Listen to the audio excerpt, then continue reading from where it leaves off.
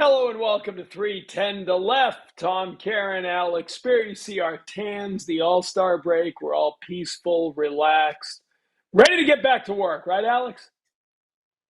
Always ready to work. There is no break. There is no break. It's just go. No days off, as we've been told. The unofficial second half of the season, though we are well past the midway point of the season, but the unofficial second half of the season begins out on the West Coast. A little late night baseball to ease you back into your baseball routine. Out west, taking on Mookie Betts and the Dodgers. Also, as this is going on, Hall of Fame weekend is upon us as well, and we'll get to that in a moment. But by the way, I'm just get on my soapbox for a second. And again, the soapbox is an antiquated term. You can Google that. But the Hall of Fame weekend should not have to compete with Major League games. I don't know how you could fix that. I don't know. You can't have a weekend off. But I do think, that the fact that, a couple of years ago when David Ortiz was inducted in the Hall of Fame, the Red Sox were playing at Fenway Park. And if you're a Red Sox fan, what do you do? And the same this time with Joe Castiglione. I don't think there's a fix to that, Alex, but it is certainly, I guess maybe West Coast games are the best case scenario because you can sort of focus a little bit earlier in the day on the Hall of Fame and then turn your attention to late night baseball. Yeah, but I mean, on a personal level, it's a little bit heartbreaking because I'm in LA to cover the Red Sox Dodgers series, which is great. Like great theater, love baseball in Dodger Stadium, but as a result, I'm missing out on being in Cooperstown where my friend Joe Castiglione receives the Frick Award, and I would really love to be there. So yes, the issue of both that timing and the inability to multiply myself and create different genetic versions of myself that can populate different parts of the country simultaneously, which would be a catastrophe for everyone else, by the way. Prevents me from achieving from being in two spots that I want to be in. I don't know. I think we could all use a little more Alex Speier. See, that's the Harvard man that I'm not. I'm thinking about changing the schedule. You're thinking about cloning and making more versions of yourself. I thought I had the easy answer, but maybe we do need a more challenging answer to this situation. But real quick, because he's going to join us in a moment. Joe Castiglione being honored with the Ford C. Frick Award, just the 48th winner in history, 20 years. The anniversary of the '04 World Series, so it's the perfect time for that. Unbelievable, 5 decades in the Red Sox booth. 1983 he came in, 42 seasons calling Red Sox games. I can't think of the Red Sox without Joe Castiglione. He has been a constant through all the change. Yeah, I moved up to New England in 1993 and have been here ever since. And so I have never experienced Red Sox baseball without Joe Castiglione being the voice mediating that, which is an incredible thing to think about. The amount of Red Sox baseball that he's experienced and lived. He is the voice of the history of this historic franchise and deeply rooted in it. He appreciates so much the kind of 360-degree nuance of it. And we're very lucky to have someone with that degree of history continuing to be a voice that we get to learn from and hear. And it's, he's had multiple partners in the booth over the years, calling them with Will Fleming and Lou Merlone now and Sean McDonough. But he's been with so many good ones over the years. Dave O'Brien before coming over to television, Jerry Trupiano before that. But again, Joe Castiglione is the constant. And the unbridled joy, passion is a word we use probably too freely when it comes to sports. I think we all have a passion for sports. We have a passion for baseball. We wouldn't be here if we didn't. But he couples that passion with joy. It's funny for all the glorious moments that he's called. I still can driving in the car if it's a Fox game and I'm coming back from the beach and I'm not watching. The sheer dejection in his voice when there's a pop up to end an inning or a game. It's a pop up. And you just immediately that's what everybody in the ballpark is feeling, and Joe reflects that better than anybody, I feel. Yeah, it's a real skill to be able to be emotionally connected to the tenor of the game and to the team that you're covering. Yeah, you're right. Like he just captures that, distills it with his tone in so that in 2 seconds you can figure out exactly what's been going on when you hear a swing and a pop up. And we all love imitating him too. I should add that. Like, it's a great radio voice that when it is an inimitable voice, but one that we all want to and try to imitate, then that's pretty cool. Well, and that's a really good point because it is a distinct voice, right? It's not, the booming baritone, generic game of the week, TNT bringing you a game from the West Coast. Like it's Joe Castiglione. It's our voice. It is the voice of the Red Sox and the voice of Red Sox Nation. Like I hear the Red Sox in his voice and Dave O'Brien's voice. They guys who stick and guys who connect, like they resonate in your brain as the soundtrack of the team. Well, evidently, since you, that was quite a way of punctuating that thought. How I did was I very do excited. I guess it's the 4th of July. Yeah, well, we'll hear Joe talk probably about Morgan magic, and so we just saw a little bit of Karen magic going along as we get ready to introduce him. Somehow that's connected with you trying to clone yourself, I think. If you're listening to this, don't worry about it. You just missed the fireworks show on my side of the screen.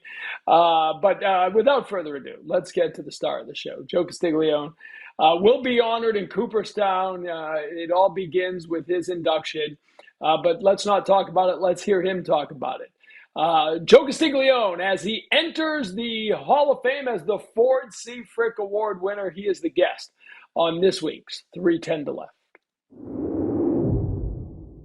Well, we welcome the latest winner of the Ford C. Frick Award. Joe Castiglione will be honored at the National Baseball Hall of Fame.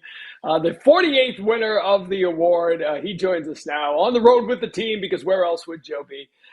Joe, how excited are you as you close in on that Hall of Fame weekend? Well, it's getting really close now and nervous time setting in. But, it's still hard to believe. I mean, I never got into this thinking anything about Cooperstown or the Hall of Fame. I just wanted to do baseball. And, fourth time on the ballot. So I started to think a little bit more about it, but I never really gave it much of a chance because there's so many qualified candidates and they only pick one a year. But it was such a blessing and I'm really excited. Joe, I How think big is the trip? Go ahead. Go ahead, Alex.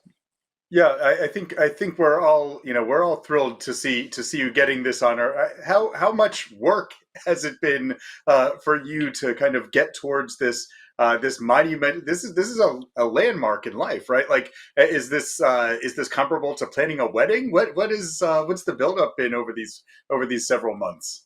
Yeah, there are some similarities to, I guess, a wedding because we've had three for our three kids. Uh, but the Hall of Fame does most of the work.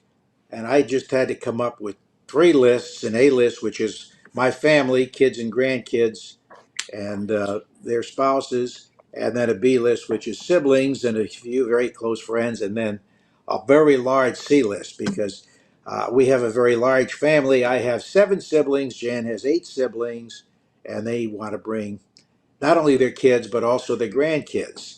So we have a very big group coming, and we had planned a party, which was fun, and of course doing my speech, which I've worked on for several months, and I think the finishing touches are on it right now. It's about 12 and a half to 13 minutes, supposed to be 10 minutes.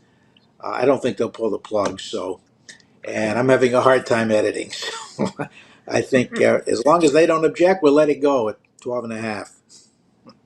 When Jim Rice went in, he got a message from Yaz, and Carl said, "I leave at 10 minutes and 1 second. You can keep talking, but I get up and walk away at 10 minutes and 1 second." So I think that's the closest to a hard out I've ever heard. But I do want to ask you about the speech because, I had the honor of working alongside Dennis Eckersley the summer he was inducted, and then Jim Rice the summer he was inducted. And they were two very different approaches, as you would think. Eck was grinding on that speech, and you pretty much couldn't talk to him over the last 3-4 weeks because he was just constantly re-editing and rewriting. Jim, on the other hand, his wife threw it together with him, and he said, "Yep, we're good. I'm ready to go." I don't think he thought about that speech a second time. Where do you fall into that spectrum, Joe?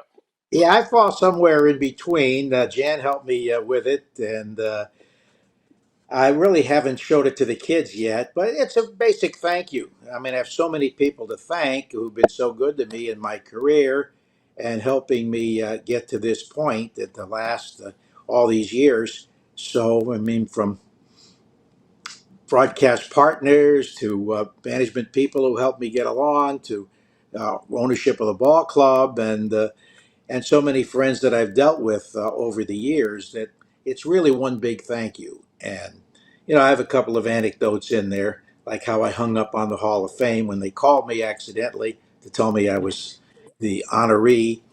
Basically, what I did was my son was trying to tape it for Channel 5, and instead of hitting the white button to put it on speaker, I hit the red button and disconnected. Longest 40 seconds of my life till they call back, believe me. But that'll be one of the anecdotes, and there are a couple of others, but mostly it's a big thank you. Well, Joe, it's we mentioned some of the Hall of Famers who you've had the opportunity to cover and to celebrate their inductions. You have such a rich appreciation for baseball history, and one of the joys for me of being in the same industry of you and getting to think of you as a friend and a colleague, certainly not a peer, but a colleague, is that I've gotten to experience different aspects of baseball history with you, whether it's visiting the Clemente Museum or the Jackie Robinson Museum. I haven't ever been to Cooperstown with you. How many times have you been to Cooperstown? What does the Hall of Fame mean to you? I've probably been there at least 25 times, Alex. It was 50 miles from Colgate University where I went. Of course, I didn't have a car at Colgate, so I didn't get there very often. But in recent years, I try to combine a trip to my alma mater with Cooperstown. And I've had so many friends there over the years that have worked there.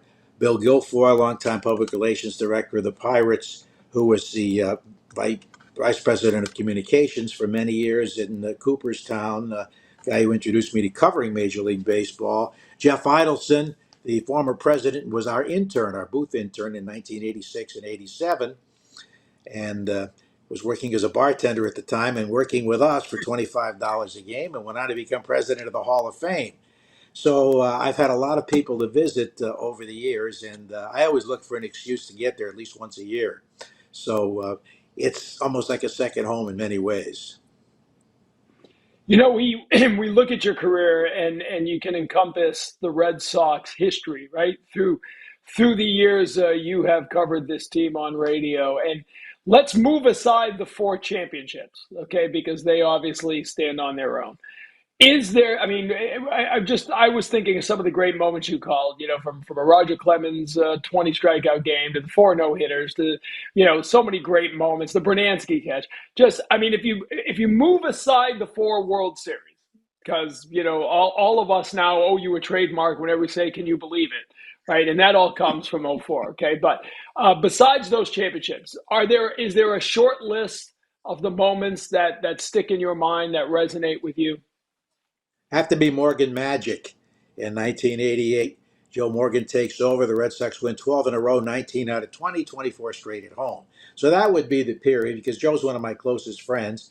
At age 93, he plans to be there in Cooperstown for me. Of course, he combines it with a trip to the Saratoga racetrack. As That'll be he does that every year. So it really works out for him, and he's coming with his son and with Scout John Koziak. So those would be the highlights. I remember the first home run of Kevin Romine's career, a walk-off. I think it was the second game of Morgan Magic, and then the Todd Benzinger home run down by the pesky pole in the 10th inning was either the fourth or fifth game of that stretch. But that was just an exhilarating time, especially being so close with Joe. And the 20 strikeout games, certainly. Anytime Pedro pitched, it was such an event. Fenway Park was electric. The Dominican flags, all the noisemakers, and there are just so many different highlights. But if I had to pick something other then the four world championships. It would be the time of Morgan Magic, July of '88. I think that it's kind of worth rolling back even to before you came to the Red Sox, right? When you were working in Cleveland, and what are memories that you have of that time, and how do you put into words what it meant to get the job as as the Red Sox play-by-play man in what, 1980? 83.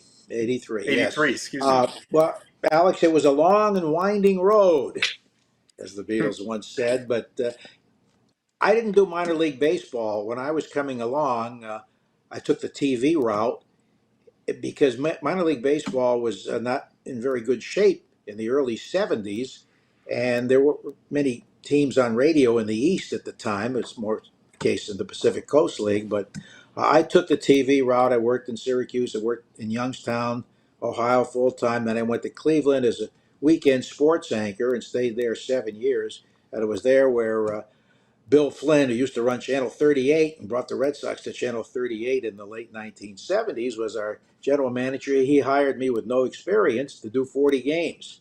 Because in those days, that's all we had pre-cable TV days. So we were on the CBS affiliate, Storer Broadcasting, and then we're going to preempt CBS primetime programming very often for a sixth-place team. So that was my first experience in 1979. My first game was at Fenway Park. Dennis Eckersley pitched for the Red Sox and beat Cleveland 7-1. Rick Wise was our starter. They've both been with the opposite teams. And Dwight Evans hit the first home run I ever called. I recall that. And we lost 7-1. And on the way home that night, it was somehow just a one-game event. And then they were coming to Cleveland after a day off. The Red Sox were. We got hit by lightning as we were trying to land. So my first trip was almost my last trip. It was a commercial flight, of course, in those days with Cleveland. But it was a great experience that 1 year because I made a lot of friends. One of my dearest friends, Andre Thornton, will be there in Cooperstown. He was the power hitting first baseman on that team. Has a record that can never be broken, most home runs in the history of Cleveland Municipal Stadium, which of course doesn't exist anymore. And a lot of great friends went on. Dwayne Kuiper became a broadcaster. Rick Manning became a broadcaster. Mike Hargrove, who was a good friend, became a manager. And so many of those guys stayed in baseball, even though he had a team that went 81-80. I was always happy for that rainout so we could finish over 500. Then the next year we lose the contract, so I did some fill-in radio on Cleveland. I continued to work TV anchoring and reporting, and I got a brewer's job on pay TV in '81, which was a lot of fun. Commuted to Milwaukee and was introduced to Bud Selig, who was very supportive, and came back to Cleveland in 1982 when we started a regional cable channel similar to Nesson, the first of its kind. And we did Indians and Cavaliers, but business end didn't go too well. I had to pull the plug. So in 1983, January of that year, I was working with Casey Coleman, Ken's son, in Cleveland, doing TV, showing him how to put a package together and edit and that sort of thing. And he told me his dad was looking for a partner because John Miller had left to go to Baltimore. So I got in touch with Ken, and he liked my tape. And we usually don't have much say about who we work with, but it was going to a new station, Campbell Sports Network, WPLM in Plymouth. And with Ken's strong influence, they hired me, even though I'd done exactly 2 radio games in my career. So it was a thrill. And Ken was so good to me. Ken and Johnny Pesky both helped me get established. Ken was so supportive and liked the way that I described plays. And Johnny, at the time, was suffering from sort of an autoimmune situation, and he was a coach, but he couldn't stay on the lines because of fatigue during the game. But he would come up to the booth, sit in with me in my play-by-play innings. And when Johnny is your friend and likes you, he tells the whole world, and he was so good about that. And later, of course, hit myself and my kids hundreds of fungos, hundreds of ground balls. So it was I was so blessed to have those 2 guys in my corner at that time. You came to the Red Sox, as I said, in '83. That was Yaz's for last year, right? So you literally come in in that transition stage that is ultimately going to the 86 World Series, right? We're seeing that team Right. sort of come together. What were those early years like, and what was it like being there for Carl Yastrzemski's final season? Well, it was wonderful. He was 44, and he was very nice to me. I mean, he knew you were with the ball club, and we actually had just one bus in those days. And I remember sitting with Carl a couple of times. He was an expert on beer. He's telling me about all different brands of beer, uh, and we talked a little baseball. But he was very giving with his time. So that was a lot of fun. I always remember him hitting a double down the right field line on his 44th birthday to win a game against Toronto because he could still turn on the fastball 44. He was amazing. But that was a year that the Red Sox finished under 500 for the first time since 1966. And it was also the year of the Coolaroo, which I had no idea what was happening. Right. You may recall that it was a night where they were honoring Tony Canigliaro and they had the 67 team back. And Buddy LaRue tried to take over the franchise from Haywood Sullivan and Mrs. Yawkey. And I didn't know which way to spin, how to even handle it. Fortunately, Ken Coleman was there to do that for me. So that was uh, certainly an unusual way, early June of that year, to break in with the Red Sox. And of course, I just had a 1 year deal, and I didn't actually sign the contract till late August. So my only concern was coming back for 1984. And here we are 42 years later. Yeah, well, I mean, that's amazing, right? Like, you have certainly broadcast more Red Sox games than anyone else in the history of the franchise. I have always contended that I have to imagine you have seen more Red Sox baseball than anyone else ever, right? Be by virtue of the number of games you've seen, both home and road, over the course of this remarkable run of now what this is season 42, right? But Right. at what point did you feel like you were settled in Boston? Like, obviously you had roots in Boston. When did you feel like you were actually settled in as into this job? That's it's difficult to pinpoint a year, but I think after we changed rights holders for the 1990 season, and I was in with American Radio at the time, Atlantic Ventures actually, which became American Radio. That gave me more solid footing, and it probably wasn't until the early 2000s when I came to the realization that I was established and I wouldn't ever have to worry about going out and trying to sell insurance or stocks and bonds, something I never wanted to do. So that was, I think, when I realized maybe 20 years ago that, hey, you don't have to do this. You don't have to do anything you don't want to do anymore. And I still love doing it. So, and I did teach, of course, in the off season at Northeastern and Franklin Pierce. Um, and I did that to give back and also for income. All right, 2004 really begins obviously in many ways in 2003, right? So you go from calling Aaron Boone's home run and the end of that game seven in New York to a year later calling a World Series championship. Take us through that roller coaster, those couple of years, and what was it like for you? As Alex just said, no one has spent more time at Fenway. No one has invested more of their life in the on-field ups and downs of the Boston Red Sox. What was that moment like for you to, after 86 years, be a part of a world championship team?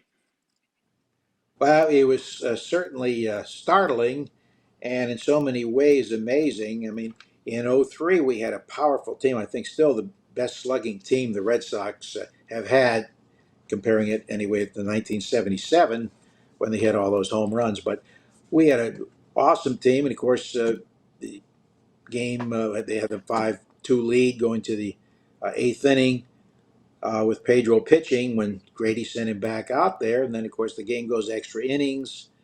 And I always tell Aaron Boone I tried to push it foul, and I knew it was gone. It was over, and I felt so bad for Tim Wakefield. I saw him in the airport that night, and I always regretted I never consoled him. I just didn't know what to say, and he thought he would be victimized by it, but it was Grady Little who got the heat for sending Pedro back out there. But it was another tragic moment for the Red Sox, and we'd had that in '86, so I had a little experience with that. And in '04, of course, they got Schilling, and Pedro was still in his prime, and it was a team built to win because they had great starting pitchers. I think a starter only missed maybe one start all season. They stayed healthy, and they were outstanding and dominant. Although the Yankees won the division, the Red Sox were the wild card.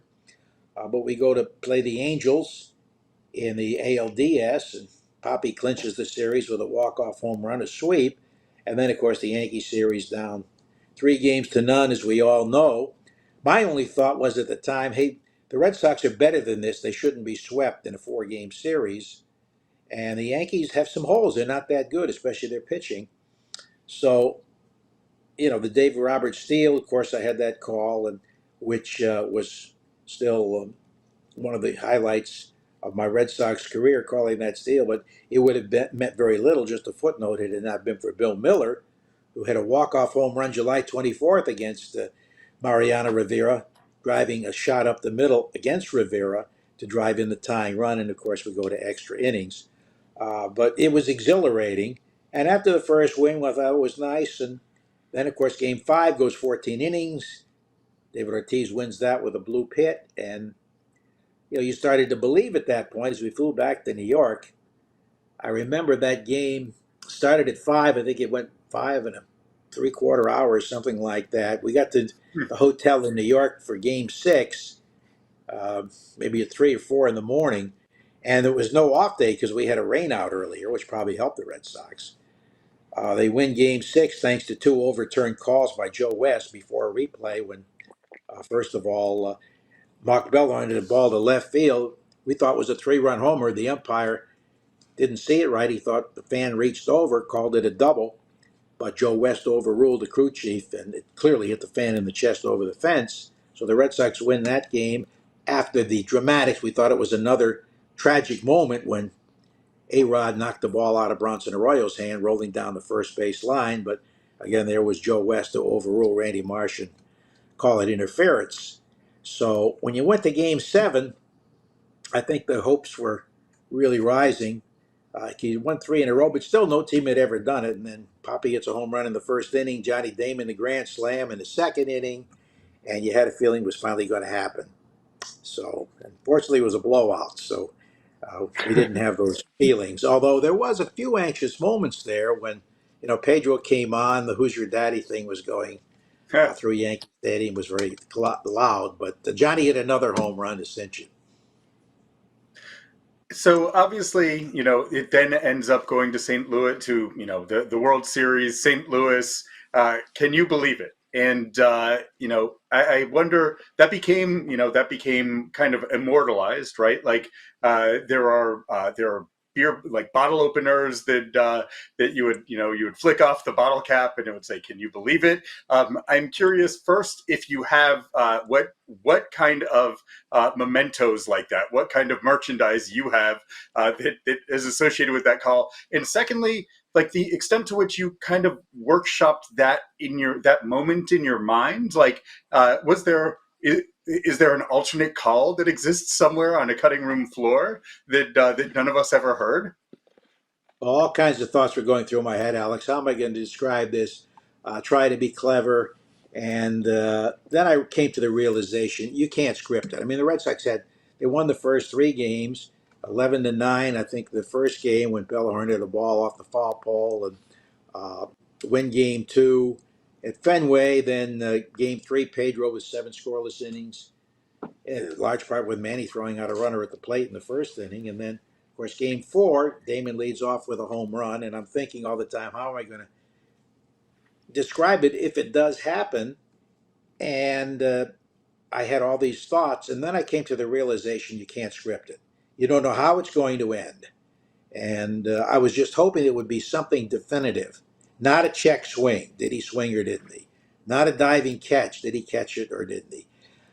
Just a routine ground ball to the pitcher was perfect because it was very simple. It was going to happen. And, can you believe it? It sort of become a phrase I used after that Bill Miller home run we mentioned in July off of Rivera, and I thought it was appropriate because we had, the Red Sox had just completed the greatest comeback of all time. No club had ever come from 3 games to none to win a series in baseball. I think it had only happened in hockey, and so I thought, can you believe it was appropriate, and it just came out. So and the bottle cap opener took off. Paid for a year's tuition, and it was more popular because in '07 they did a pizza cutter, and that got a little obnoxious because it kept going back and forth, and you kept hearing me with the last out when Papelbon struck out Seth Smith. So the bottle cap opener was much more appropriate because you didn't have the repetitiveness. You only opened the bottle once, and there it was. But I have those mementos, of course, and it was just a surreal feeling in that ninth inning. I remember that I've never been an athlete to know what it's like to be in the zone, but if a broadcaster had ever been in the zone, it was the top of the ninth inning with a 3-0 lead in St. Louis in Game 7.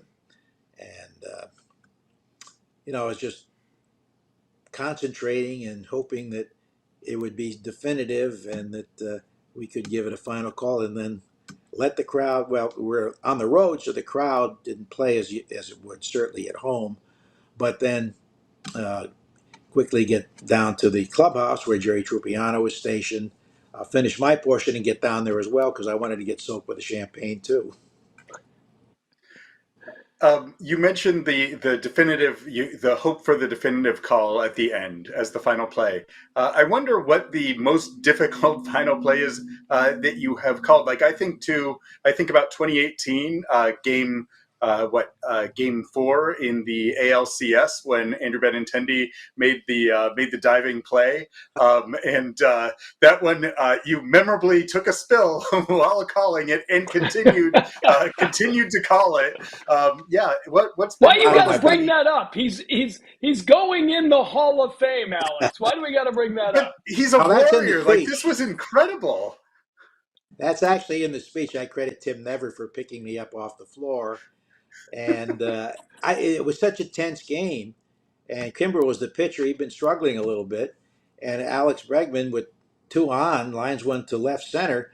If Benintendi didn't catch it, it probably would have gone through to the wall and tying and winning runs would have scored because it was a 1-run lead. And he made the diving catch. And as he did, I went to stand up. The chair had wheels on it. As I went to roll back, the chair went one way and I went the other. And I ended up flat on my back with a headset microphone, which moved a little bit, but I could still be audible. Wasn't that far from my mouth, so I rolled over. I said, and I just went head over heels. I told the world about it. Later, I said to my, why did Tim Neverett have to tell the world I did it? Well, I was the one who announced it, that I had flipped over, and that was certainly a memorable moment. And the next day, I remember the 3 outfielders, Jackie, who's such a dear friend, and Mookie and Benny were laughing about it and really teasing me and enjoying it. So that really turned that series in the Red Sox favor because had they lost that game, who knows what would have happened. I think that put them up No 3-1. doubt. Yeah, yeah, that's exactly right. The when I don't know, you may know this story. Gary Thorne, who of course was the voice of the NHL on ESPN for so many years. The story goes when he was calling college hockey as a student at the University of Maine, they had to take the wheels off the chairs in the press box because every goal he would roll across the press box or flip himself upside down. So, I mean, but it speaks to the passion, right? I think for any Yeah, of us fans, hearing you, and you could sort, if because everybody was replaying the broadcast the next day, right? You could hear the noise of the chair in the back, like you could hear it if you listen.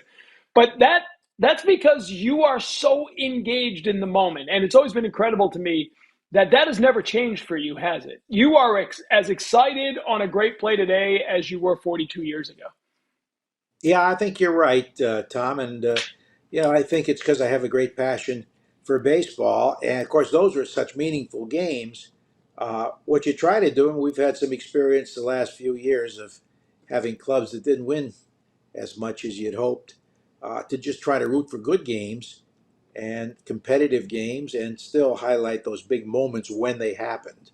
So it's part of just loving the game of baseball and never knowing what you're going to see from one game to the next.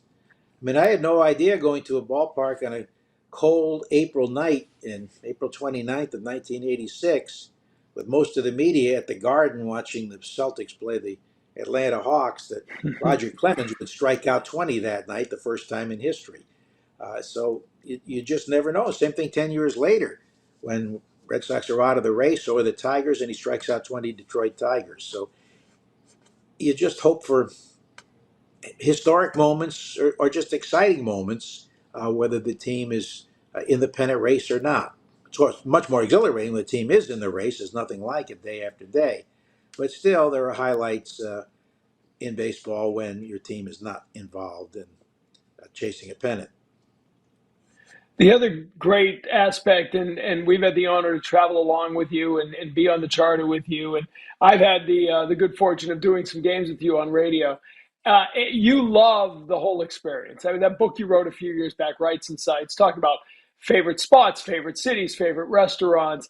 You know, I would laugh. I remember the last time I did a road game with you, we were in Toronto a few years back, and you turn around and there's 6 people there. And you go, who are these people? Well, this is, over the years, you've made so many friends in all the spots because you don't, I mean, the dear Jerry Remy, who we lost, he would stay in his hotel room, go to the lobby, go to the ballpark, go back to the lobby, go back to his hotel room.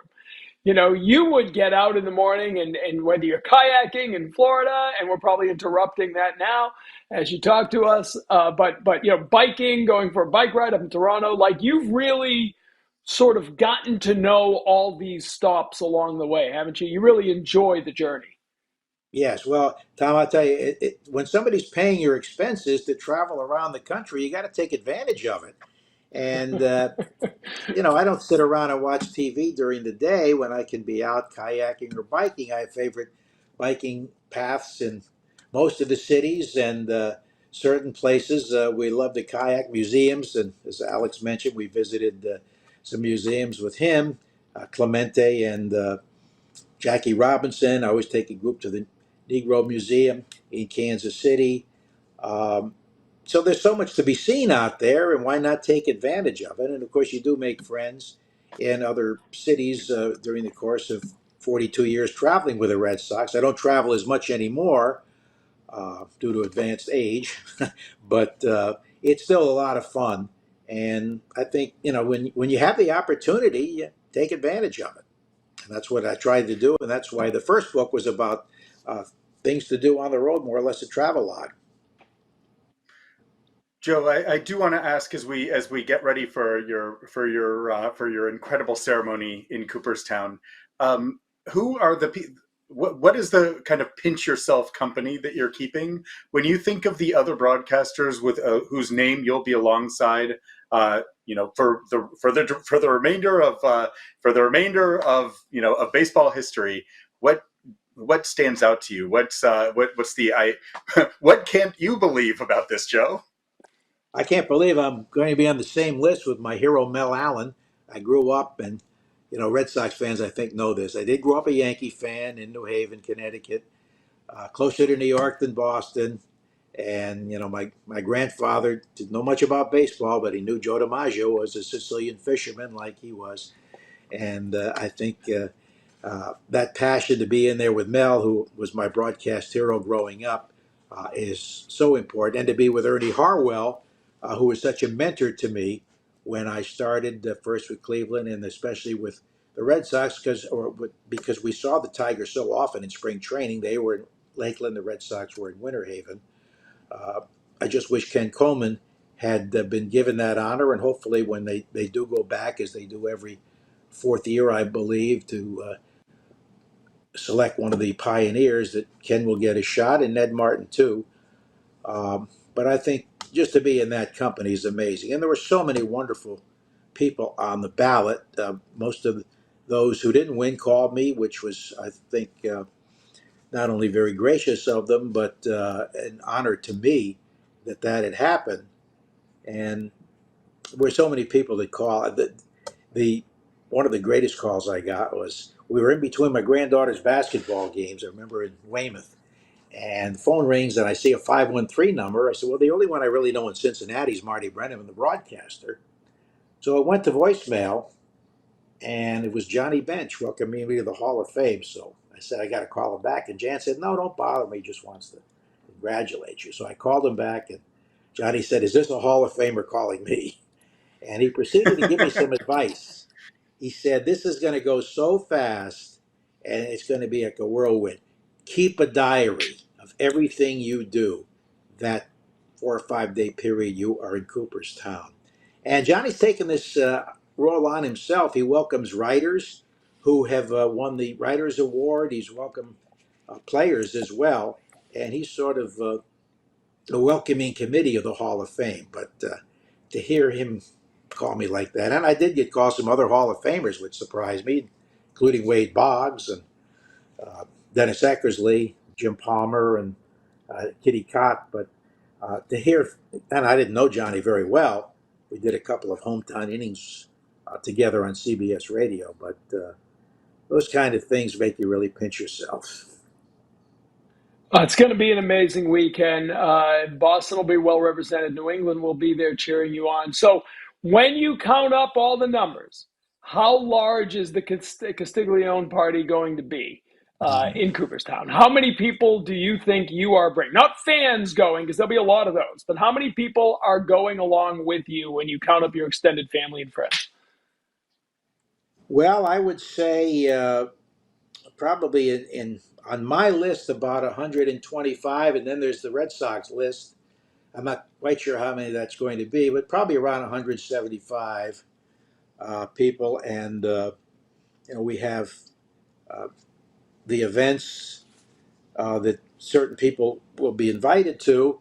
Everyone will be invited to my talk and also to the party we have after Saturday night, which is right around the corner from the Hall of Fame. So I think it'd probably be about 175. So, and I don't know how many other people will stop by, because so many people rent venues as we have for that Saturday evening. And of course, on Sunday is the players' induction. And after that, they have their own private dinner, which is a lot of fun. But Barry Larkin was just telling us about how that works in Cincinnati. We were there with the Red Sox a few weeks ago. Uh, and of course, we're not invited to that, only Hall of Famers, which has to be really the highlight of their year. That's why so many come back. Last I heard, about 50 Hall of Famers were coming back. I would love it for Yaz to be there. I don't think he goes back very often, maybe for Jim Rice. And I'm not sure if he was there for Wade, but I know Pedro and David Ortiz will be there. And I just got a call a few days ago from Josh Rawitz, the president, and he asked me if I would MC right after my speech a discussion between Pedro and David Ortiz talking about 2004, the 20th anniversary. So we'll do that right on the stage of the Glimmerglass Opera House. So for people that come to the event, that'll make it well worthwhile to hear those two. Not a lot of work either with those two guys. You ask one question, they'll go. Yeah, you won't have to work real hard on that one. That'll be an Yeah. added bonus. It'll be well worth the reason to be there just to watch you get the much deserved honor. Joe, we really appreciate the time. Congratulations. Could not be happier for you. And to have it on the 20th anniversary of '04 really makes it special. Well, thank you so much. And it's really an honor to be on with two guys I really respect and who are good friends, and Alex and Tom. And I thank you so much for having me. Yes, thank you, Joe. That'll wrap up this edition of 310 to Left. If you've got the weekend open, get out to Cooperstown and cheer Joe on. Otherwise, we will see you again next time on 310 to Left. Thanks for watching.